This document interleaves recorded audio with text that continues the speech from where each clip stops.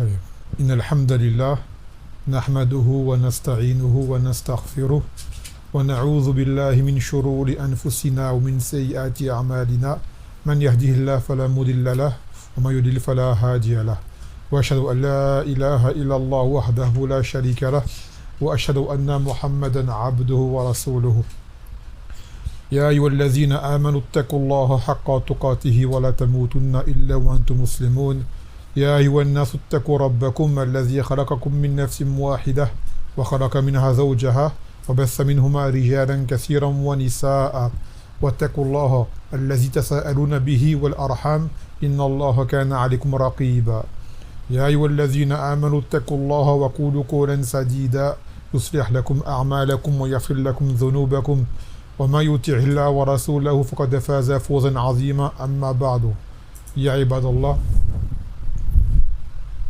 ينبغي علينا جميعا كل ما اجتمعنا في هذه المجالس أن نشكر الله عز وجل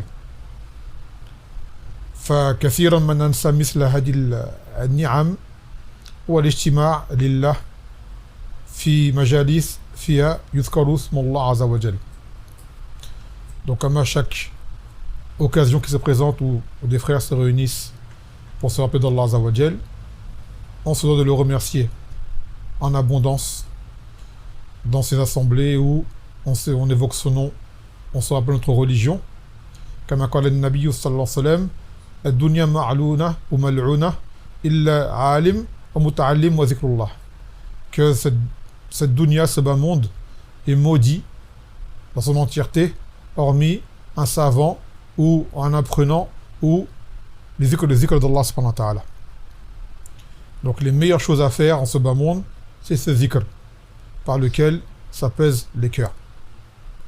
Surtout en ces jours lors desquels les fitnes se sont multipliées et notamment ces jours-ci, ces jours de chaleur, comme vous le savez, les gens se lâchent, principalement les femmes dans leur tenue légère et ce qui s'ensuit. Et nous, ces jours-ci, nous devons nous rappeler que il y a un feu qui existe. Et craignez un feu dont le combustible sont les pierres et les hommes, qui a été créé pour les mécréants.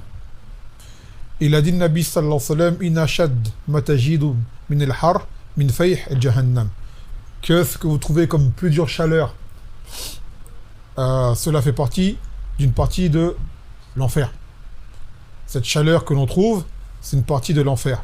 وقد ذكر النبي صلى الله عليه وسلم أن النار اشتكت لربها أن بعضها يأكل بعضا فأذن لها ربها بنفسين نفس في الشتاء ونفس في الصيف وهذا ما نجد من شدة البرد من فيح الجهنم ومن شدة الحر من فيح الجهنم. Que le feu de l'enfer s'est plaint auprès de son Seigneur, qu'elle ces parties se mangeaient les unes les autres. D'accord? Tant sa chaleur était intense et tant son châtiment doit être grand. Le feu se plaint de lui-même à son Seigneur. Et de là, Allah Azza wa Jal lui a permis deux moments de soulagement, on va dire. Un moment qui est en hiver et un moment qui est en été. C'est-à-dire que ce que l'on trouve de plus froid et plus intense en hiver, c'est une partie du feu de l'enfer qui s'évacue pour alléger pour l'enfer. Et kazalik, ce que l'on trouve comme dure chaleur en été, c'est une partie du feu de l'enfer qui s'évacue pour alléger l'enfer. Donc on doit se le rappeler. Comme قال تعالى وحر جهنم أشد حرة ونار جهنم أشد حرة لو كانوا يفقهون. Et qu'il dit, Allah Azza wa Jal, que le feu de l'enfer est encore de plus dure chaleur si jamais ils pouvaient comprendre. Ça veut dire que ce genre de climat sont un rappel pour nous. D'accord? Et on doit plus encore faire d'efforts sur nous, de baisser le regard, parce qu'il se montre à nous, malheureusement, malgré nous. D'accord? Les gens, eux, se lâchent et ils voient cela comme des bons jours qui, de la base, sont des bons jours. Mais pour nous, ce ne sont pas des bons jours dans le sens où les fitnes sont encore plus nombreuses. et la fitna est encore beaucoup plus grande pour nous. Naam ya ibadallah.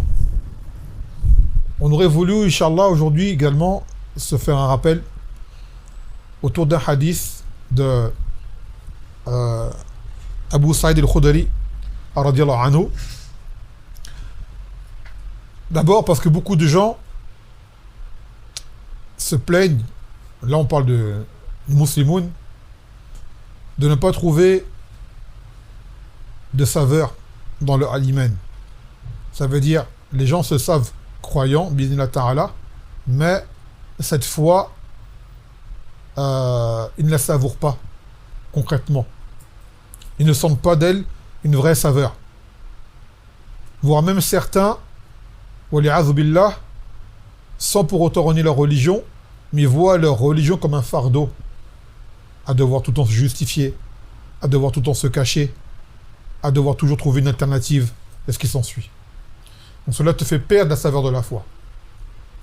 Et cette foi, on en trouve la saveur avec plusieurs choses. Elles sont nombreuses, mais là on va en citer seulement 3, comme dans le hadith de Abu Sa'id al-Khudri. Il a dit, Nabi sallallahu alayhi wa sallam, Thalathun man wajadahunna wajada halawat al-iman. Il a dit, il y a 3 choses, celui qui les trouve aura trouvé la saveur de la foi. An yakuna Allah wa rasulah ahab ilayhi mimma siwahuma. Que Allah et son messager soient plus aimés auprès de lui que quiconque. ثم قال أن المرأة لا يحب إذا حب المرأة لا يحبه إلا لله. Et que la personne, si elle doit aimer, elle va n'aimer que pour Allah subhanahu wa ta'ala. وأن يخاف العبد أن يعود في الكفر بعد أن قذاه الله منها. Et que le serviteur ne craigne d'être jeté au feu par la suite, alors que Allah Azza wa Jal l'en a sauvé, c'est-à-dire par la guidée. Wal hadith muttafaqun alayhi. Donc là on y voit 3 points essentiels qui nous permettent de pouvoir savoir qui goûte la saveur de la foi. Car cette foi, elle a une saveur. D'accord ? Elle a une saveur cette foi. En premier lieu, le Nabi sallallahu alayhi wa sallam, il expliquait qu'une personne qui a la saveur de la foi, c'est une personne qui a un wala ou un bara qawi, qui a une alliance et des aveux forts. Également, son tawhid, il est fort. Et parmi les signes qui indiquent cette force, c'est cet amour dévoué, qu'il n'y a pas d'autre amour plus grand pour lui que ce qu'il éprouve comme amour pour Allah et son messager. ويقول الله عز وجل ومن الناس من يتخذ من دون الله أندادا يحبونهم كحب الله والذين آمنوا أشد حبا لله. Parmi les gens, il y en a certains qui prennent des égaux en dehors d'Allah, qu'ils aiment comme on aime Allah Azza wa Jal. Cependant, ceux qui ont cru aiment Allah encore plus.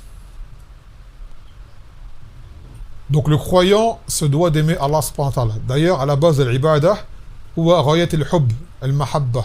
L'adoration, c'est l'aboutissement de l'amour, c'est l'amour suprême, ultime. D'ailleurs, même en français, souvent quand les gens vous disent « j'adore cette chose-là », c'est pour dire que c'est une chose que j'aime énormément. Sans vouloir autant le sens de dévotion, mais même en français, l'adoration, c'est un mot qui veut dire que tu aimes une chose plus que de l'amour, de base. Après, ça a été malheureusement démocratisé, ça a été employé à tout va. Donc les croyants aiment Allah Azza wa Jal encore plus que les mushrikoun n'aimeraient leur divinité, leur fausse divinité. Et ça, c'est parmi les marques de l'iman. Et qu'est-ce qui également qui fasse que tu dois aimer le Nabi sallallahu alayhi wa sallam, ou que tu dois plutôt à fois aimer Allah Azza wa Jal, c'est le suivi du prophétique. Kama qala ta'ala, قُلْ إِن كُنْتُمْ تُحِبُّونَ اللَّهَ فَاتَّبِعُونِي يُحْبِبْكُمُ اللَّهُ وَيَغْفِرْ لَكُمْ ذُنُوبَكُمْ. Dans le sens où Allah il dit à son prophète de dire aux gens, dites, si jamais vous aimez Allah, alors suivez-moi et Allah vous aimera et vous pardonnera vos péchés. Donc parmi les marques qui indiquent l'amour que le croyant a envers son Seigneur, c'est le suivi prophétique. D'accord ? Ce sont des signes apparents. Plus une personne aime la sunna et la suit, Et cela montre que son amour pour Allah est plus grand. Car beaucoup de gens vont te dire, moi j'aime Allah, évidemment. D'ailleurs, les gens du livre le disent. Que les Yahoud et les Nasara, ils ont dit, nous sommes les fils d'Allah et ses préférés. Donc tout le monde va prétendre aimer Allah Azza wa Jal. Et nous, on ne regarde pas les prétentions des gens. En réalité, ce sont les actes qui définissent. Et les actes définissent le contenu des cœurs. Donc bien des gens disent, d'ailleurs c'est obligatoire de le dire, on aime Allah. Et il est certain que tu ne vas pas trouver un croyant sans qu'il n'aime Allah Azza wa Jal. Cependant, cet amour éprouvé pour Allah diffère. Des gens aiment Allah plus que d'autres. Et parmi ce qui indique la force de cet amour, c'est ton suivi de la sunna, comme l'indiquait ce verset. Plus tu vas aimer Allah Azza wa Jal, et plus tu vas suivre le Nabi sallallahu alayhi wa sallam. Ce qui est évident. D'accord? Et le fait de ne pas suivre le Nabi sallallahu alayhi wa sallam sont parmi des choses qui indiquent une faiblesse de foi. Donc une faiblesse de foi indique une faiblesse d'amour. Ça va de pair. Donc une personne qui veut se voir aimer Allah Azza wa Jal et l'aimer encore plus, فَعَلَيْهِ بِاتِّبَاعِ السُّنَّةِ اتِّبَاعًا صَحِيحًا. Une personne qui veut voir son amour pour Allah s'élever se doit de suivre la sunna encore plus et s'y accrocher. Il y a de nombreuses causes pour aimer Allah Azza wa Jal. Là n'est pas le sujet. Nous, ce qu'on voulait faire comprendre ici, c'est parmi les signes qui indiquent la saveur de la foi chez la personne, c'est son amour pour Allah plus que tout. D'accord? Et parmi les signes de cet amour qu'il a pour Allah, pour sa religion, c'est son application qui est le suivi du Nabi sallallahu alayhi wa sallam. On sait que les gens qui étaient les plus accrochés au suivi du Nabi sallallahu alayhi wa sallam étaient les Sahaba. Donc il va de soi que ces gens-là étaient les gens qui aimaient le plus Allah subhanahu wa ta'ala, d'où le fait qu'Allah les a gratifiés pour être les meilleurs des hommes dans l'absolu en dehors des prophètes. Et leur amour n'est plus approuvé. Dans le Coran, Allah Azza wa Jalla l'a déjà dit, radiyallahu anhum wa radu an, que Allah les a agréés et eux ils ont agréé Allah Azza wa Jalla. D'accord? Ça prouve que eux ont agréé Allah et que Allah Azza wa Jalla les a agréés également. Wa qala an-nabiy sallallahu alayhi wa sallam ذاق طعم الإيمان من رضي بالله ربا وبالإسلام دينا وبمحمد نبيا. Il a dit, Nabi sallallahu alayhi wa sallam aura goûté la foi, aura eu le goût de la foi, celui qui aura agréé Allah comme Seigneur, et qui aura agréé l'islam comme religion, et qui aura agréé Mohammed sallallahu alayhi wa sallam comme prophète. Et ça également, c'est une façon de plus de réfuter cette foi mensongère attribuée aux gens du livre, car ces gens-là n'ont pas agréé Allah comme Seigneur, dans sa totalité, dans sa globalité, comme il le mérite. Ils n'ont pas agréé l'islam comme religion, et ils n'ont pas agréé Mohammed sallallahu alayhi wa sallam comme prophète. Donc tous ces hadiths-là doivent ouvrir les yeux aux croyants qui prétendent que, si on peut, quand je dis croyants, c'est adatan, prétendent que, autres que des musulmans, ont la foi également. Cela est faux. Cela est complètement faux. D'accord? La foi concrète, il n'y a que le musulman qui l'a. Donc agréer Allah Azza wa Jal comme Seigneur, cette religion comme religion, et le prophète sallallahu alayhi wa sallam comme prophète, cela va t'amener à goûter la foi. D'accord? Car la vraie foi, elle vient de là. Et il a dit également, le Nabi sallallahu alayhi wa sallam dans ce hadith, qu'il aime le messager également plus que quiconque. Il aime Allah plus que quiconque, et il aime le prophète sallallahu alayhi wa sallam plus que quiconque. Et dans un hadith de Anas ibn Malik radiyallahu anhu, قال النبي صلى الله عليه وسلم لا يؤمن أحدكم حتى يكون حب إليه من والده ووالده والناس أجمعين.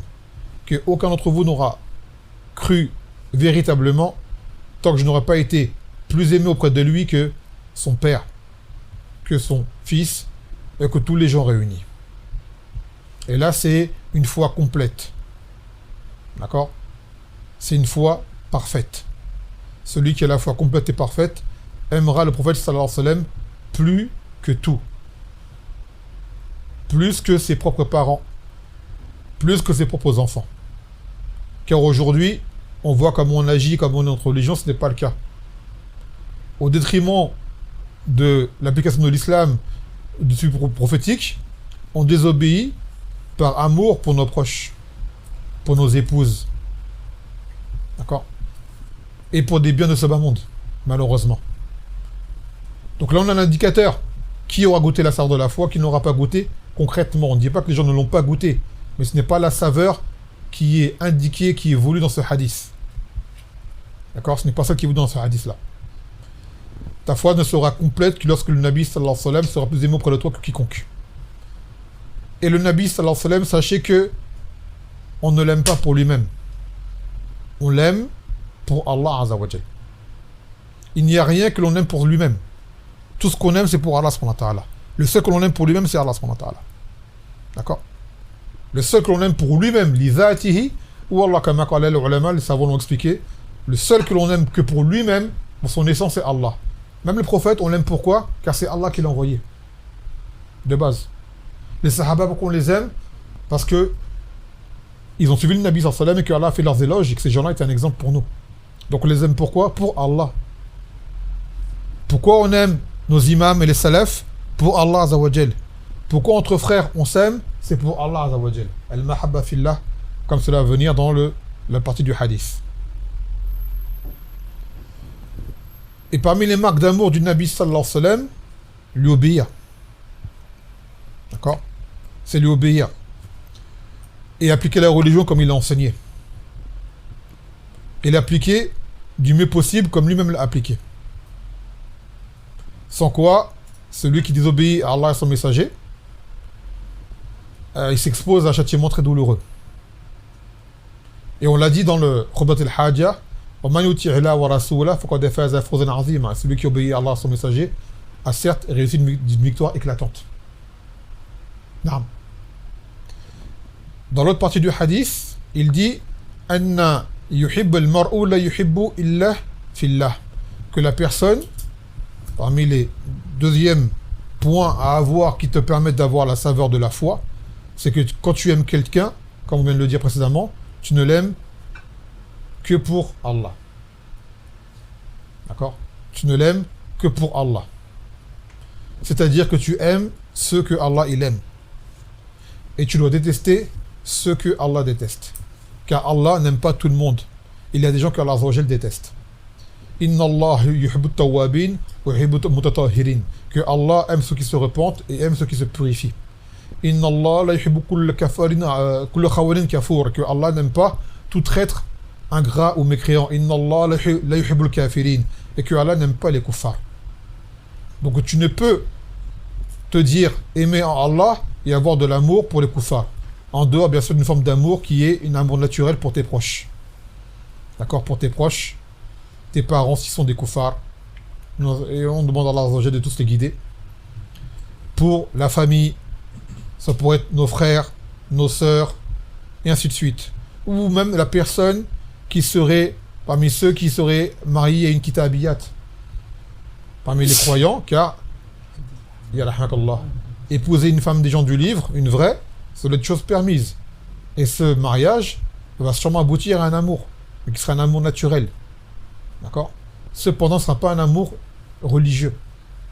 Car au fond, tu ne pourras agréer sa religion. D'ailleurs, il y aura une limite. Un homme qui sera marié avec une muslima et un homme qui sera marié avec une kitabiyya, ils ne vont pas aller de la même façon. Et on parle bien sûr de muslima sur le istiqama. D'accord? Forcément, l'amour pour la muslima sera nettement plus haut. Et il sera incomparable. D'ailleurs, les ulama en cette époque déconseillent de prendre des kitabiyat en épouse pour le nombre de préjudices que cela pourra causer par la suite à la maison, comme conflit, comme désaccord, tarbiyat al-awlad, et ce qui s'ensuit.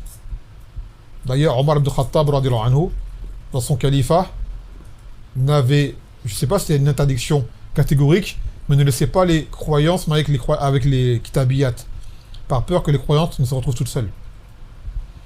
D'accord? Il n'avait pas rendu haram, mais il n'avait pas permis. Pourquoi? Pour une maslaha shar'iyya. Et on se doit alors d'aimer pour Allah subhanahu wa ta'ala. Aimer ce qu'il aime, détester ceux qui détestent.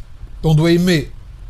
Tout à l'heure quand je dis ceux, c'est C-E. Là maintenant ceux, C-E-U-X. On doit aimer les gens que Allah il aime. D'accord? On doit aimer les gens qu'Allah Azza wa Jal il aime. Et on ne doit pas aimer ceux qu'il déteste. Dans le Coran, Allah Azza wa Jal dit لا تجد قوما يؤمنون بالله واليوم الآخر يوادون من حاد الله ورسوله ولو كانوا آباءهم وأبناءهم وإخوانهم وعشيرتهم أولئك كتب في قلوبهم الإيمان وأيدهم بروح منه يدخلهم جنات تجري من تحتها الأنهار خالدين فيها رضي الله عنهم ورضوا عنه أولئك هم حزب الله ألا إن حزب الله هم المفلحون. Tu ne trouveras pas un peuple qui croit en Allah et au jour dernier se prendre d'affection pour ceux qui seront opposés à Allah et à son messager. Ne serait-ce leur père, ne serait-ce leur fils, ne serait-ce leur famille. D'accord? Et ceux-là, c'est-à-dire qui n'auront pas pris ces gens-là en affection, Allah aura écrit la foi dans leur cœur. La foi dans leur cœur. Donc il y aura une saveur de la foi. Et il va les soutenir d'un souffle venant de lui. Et les agrée. Et eux-mêmes agréent Allah. Et ceux-là sont le hizb d'Allah. Le parti d'Allah. Et sont ceux qui réussissent. Donc, tout cela coordonne. Aujourd'hui, on voit plein de musulmans se prendre d'empathie, de sympathie plutôt, afwan, avec des koufars. Chose qui de base n'est pas permis. Il a dit le Nabi sallallahu alayhi wa sallam la tusahib il est mu'min, il est mu'minah, ou la taqiyah, wa la yakun min ta'amik, il est mu'min.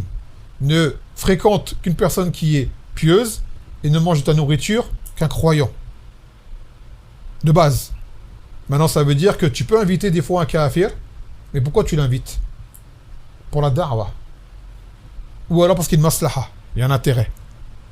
Un intérêt, même si c'est pas pour lui, pour d'autres personnes. Il peut y avoir un intérêt, un accord, quelque chose. Sans quoi, tu peux pas avoir de réelles relations profondes avec lui comme tu peux en avoir avec un mu'min. C'est pas possible. Déjà, les gens, entre eux-mêmes, ne peuvent pas se fréquenter sans intérêt commun. Il y a des gens, tu ne peux pas les fréquenter sans pour autant les prendre en ennemis, parce que tu n'as pas d'intérêt commun avec eux. Alors que dire de gens qui ne croient pas en ce qui est le moteur de ta vie, le but de ta vie, la loi de ta vie, ton code de vie, d'accord? La raison de ton existence, ils n'y croient pas. Comment est-il concevable que tu t'allies avec une personne comme ça? Ce n'est pas possible. Ce n'est pas possible. Donc une personne qui s'allie avec un kafir, c'est qu'il y a un problème. Et il y a un réel problème dans son iman. D'accord? Il y a un réel problème. Mais lui, la savoir de la foi, il ne l'a pas goûté concrètement. D'ailleurs, min nawaqid al-islam, muzaharat al-kafirin. Parmi les choses qui animent ton islam, c'est le fait de t'allier avec les koufars pour leur religion contre les musulmans. Ça va à l'inverse. Ce point-là, c'est parmi les nawaqid, les choses qui animent ton islam. Donc que les musulmans fassent preuve de vigilance dans leurs relations. Et surtout dans les pays comme la France où tu es mêlé à ces gens-là, dans ton quotidien, dans le voisinage, dans le travail, en toute situation tu es avec eux. Et rester au sein d'un peuple va amener à ce que tu t'attendrisses pour eux. Et c'est normal. Man jalas janas. Les gens que tu fréquentes, tu finis par être influencé. C'est une chose qui est naturelle. Voilà pourquoi Allah Azza wa Jal a légiféré la hijra. D'accord?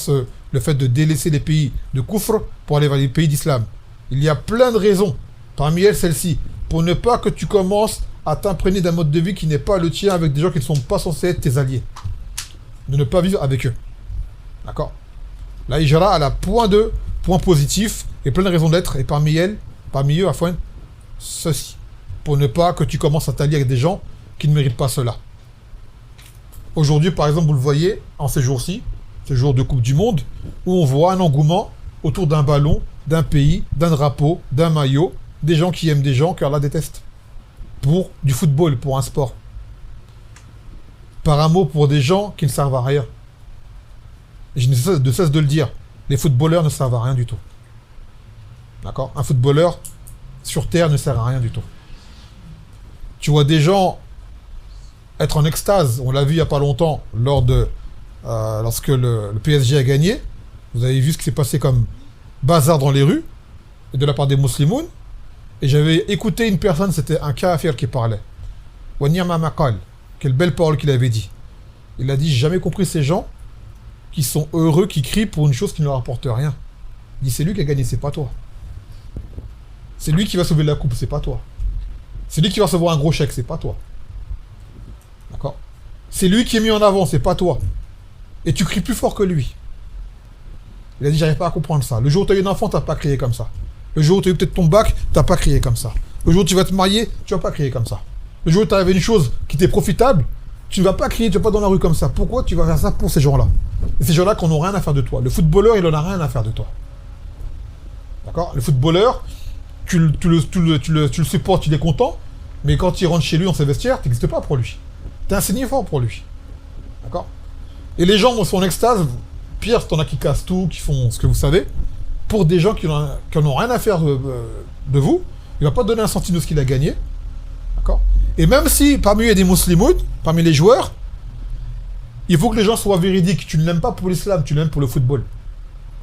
Qu'on ne fasse pas croire que les gens disent oui, c'est un musulman, tu n'en as rien à faire de son islam. Tu l'aimes parce qu'il joue au football. Parce que le boulanger en bas, c'est un musulman peut-être plus croyant que lui, et tu ne l'aimes pas. Tu n'en as rien à faire de lui. D'accord? Tes voisins, tu as plein de gens autour de toi, c'est des musulmans, meilleurs que lui, tu ne les calcules même pas. Et lui, tu l'aimes autant. Pourquoi tu l'aimes autant? Qu'est-ce qu'il a comme distinction? Il joue au football. Donc ton amour que tu as pour lui, c'est pas pour Allah. C'est pas pour son messager. C'est pour ce ballon, c'est pour ce maillot. C'est pour cette coupe que tu l'aimes. Il faut être sincère envers soi-même. Arrêtez de se voir la place. Même pour une équipe, que ce soit l'équipe du Maroc, l'équipe de l'Algérie, l'amour qu'ils ont pour eux, c'est pas pour l'islam, c'est pour le football. Sans quoi, il y a combien d'Algériens en Algérie qui sont meilleurs que ces gens-là, que personne ne calcule. Au Maroc, il y a combien de gens qui sont meilleurs que ces footballeurs-là, que personne ne calcule. Pourquoi eux en particulier? Et même eux, à la base, qu'Allah les guide, mais ce sont loin d'être les meilleurs des gens, ces footballeurs-là. Déjà en eux-mêmes, leur tenue, leur apparence, et ce qu'ils font. Donc cela contredit cette saveur de la foi, où tu dois aimer ce que Allah il aime. En tant que croyant, Allah va les aimer.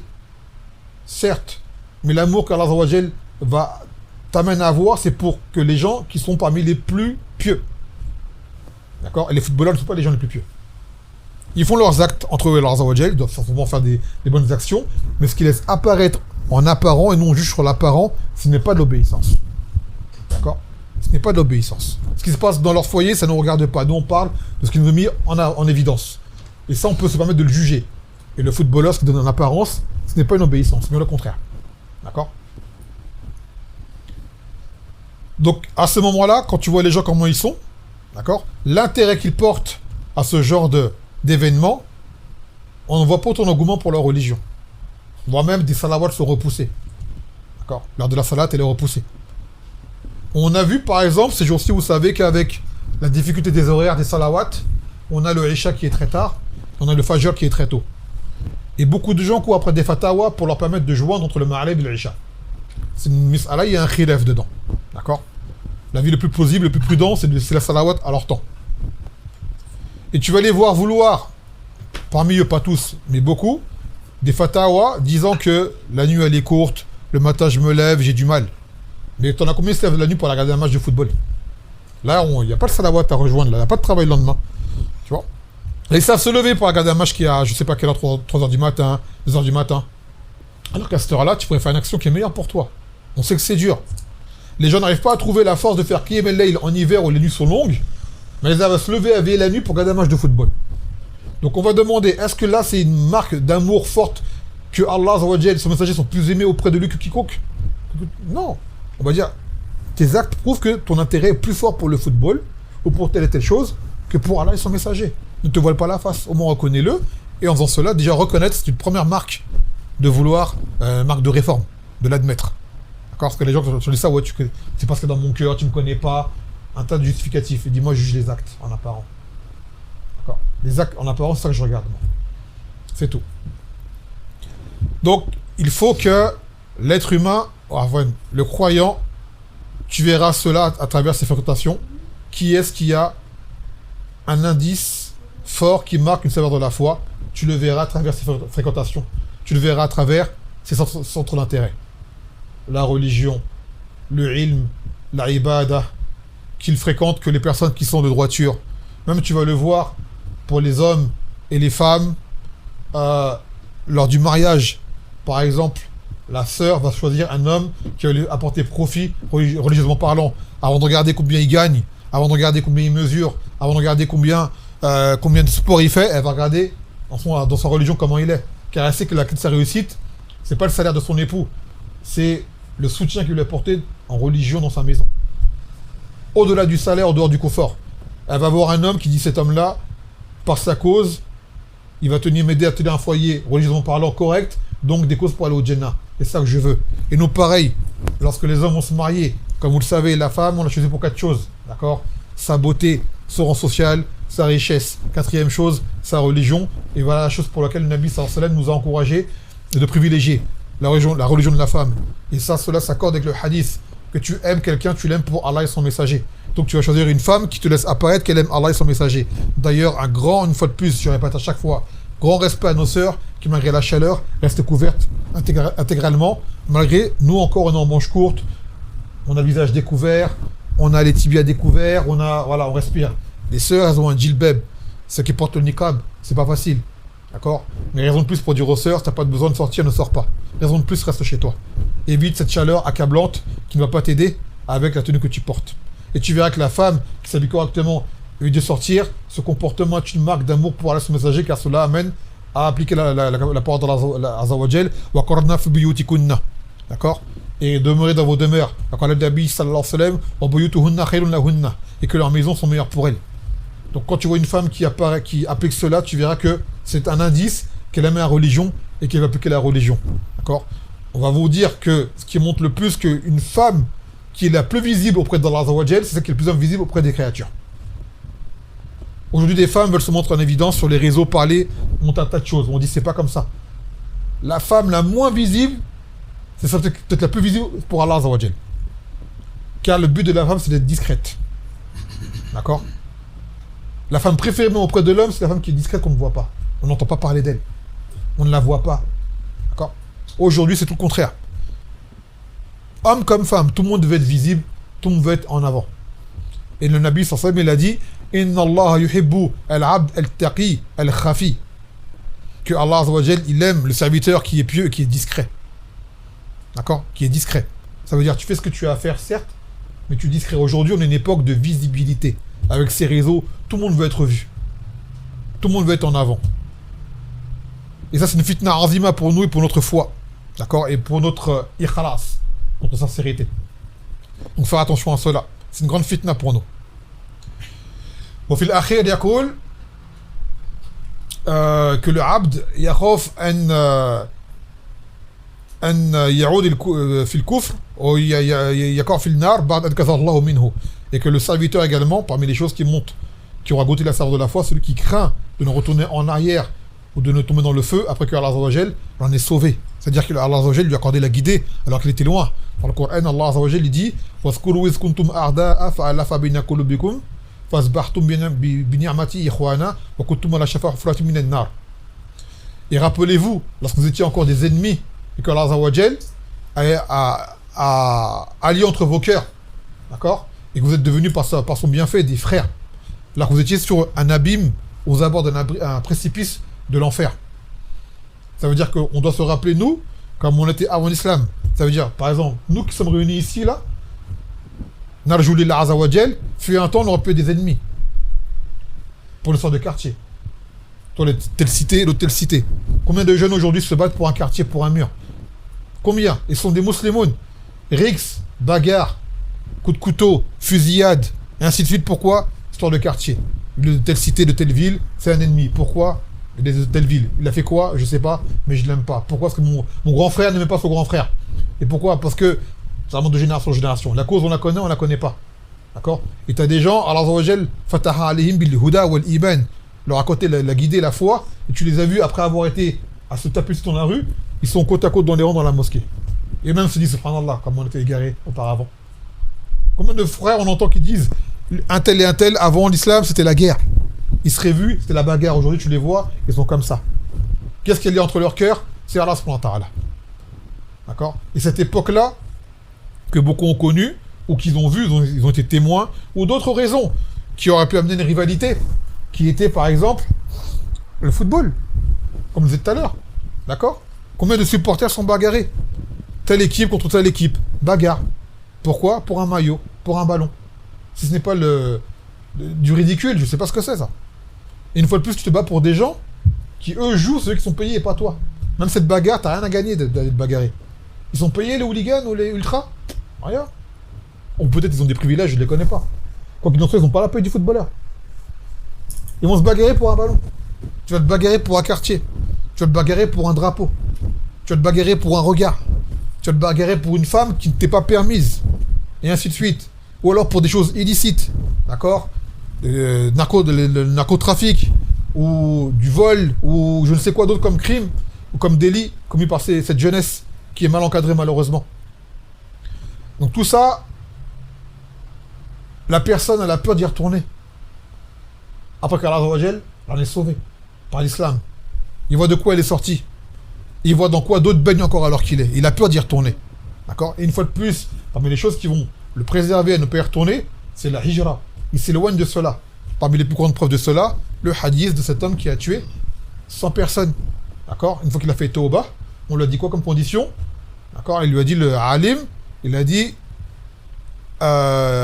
intalik li ard kaza wala ta'oud wa intalik li ard intalik min ardika fa inna ard as-su wa intalik li ard kaza wa kaza fa inna biha unasan ya'buduna Allah fa'budu Allah ma'ahum. Il lui a dit parmi les conditions pour que tu fasses une vraie tauba, quitte cette terre dans laquelle tu es, car c'est une terre qui est mauvaise. Mais déplace-toi vers telle terre où se trouvent des gens qui adorent Allah et adorent Allah avec eux. D'accord? Car l'environnement dans lequel tu es va impacter sur toi. Donc quand tu es quelqu'un qui a connu ce genre de choses et tu restes là, tu vas être amené à y retourner. Et on a vu des gens à qui c'est arrivé. Ils ont connu la guidée, ils ont connu la taqwa, malheureusement ils n'ont pas quitté leur environnement et ils ont rechuté, ils sont retombés dans ce qu'ils étaient auparavant et des fois en décuplé, en pire encore. D'accord? Et ça également, ça revient la partie, première partie du hadith, dans cet homme qui a tué 100 personnes, il lui a dit va en telle terre car il y a des gens qui adorent Allah avec eux, c'est-à-dire les fréquentations. D'accord? Quand tu aimes quelqu'un, tu l'aimes pour Allah. Donc tu vas dans un lieu, tu vas aimer des gens, tu vas les aimer pour Allah. Malgré leurs défauts, malgré leurs faiblesses, ya akhi, la yastawi ashabun nar wa ashabul jannah, ashabul jannati humul faizun. Ils ne sont pas égaux les gens du feu et les gens du paradis. Les gens du paradis sont eux les gens qui auront réussi. Ici, tu es au sein, la base sont les gens du feu. On peut d'islam, la base sont les gens du paradis. Parmi eux, les gens du feu, certes. Et s'il y a des gens du paradis, mais les gens du paradis, dans les pays de Kouf, sont une minorité. Les gens du feu, on peut d'islam, sont une minorité. Et je parle du feu éternel, moi je parle pas du feu d'expiation des fautes. Donc tu veux augmenter tes probabilités de pouvoir aimer les bonnes personnes, va là où ils se trouvent. C'est normal. Tu vas là où ils sont. Et tu veux t'éviter d'aimer les gens mauvais, ne reste pas là où ils sont. Tant que ce soit un quartier, que ce soit une région, que ce soit un pays, ce que tu en suis, éloigne-toi du mal autant que possible. D'accord? Et si jamais tu es éprouvé à rester dans ce lieu-là, alors rapproche-toi des gens de bien dans ces lieux-là. Et évite les gens du mal, autant que possible. فهذا الذي أحببنا نتذكر. Et on voulait dua qu'Allah Azza wa Jalla nous accorde parmi ces gens-là justement qui l'aiment et son messager plus que tout, et qui n'aiment les gens que s'ils l'aiment, ils ne les aiment que pour Allah Azza wa Jalla. Parmi ces gens qui souhaitent ne pas retourner en arrière pour qu'Allah Azza wa Jalla les ait sortis de leur égarement. نكتفي بهذا القدر فسبحانك وبحمدك لا إله إلا أنت أستغفرك وأتوب إليك والسلام عليكم ورحمة الله وبركاته.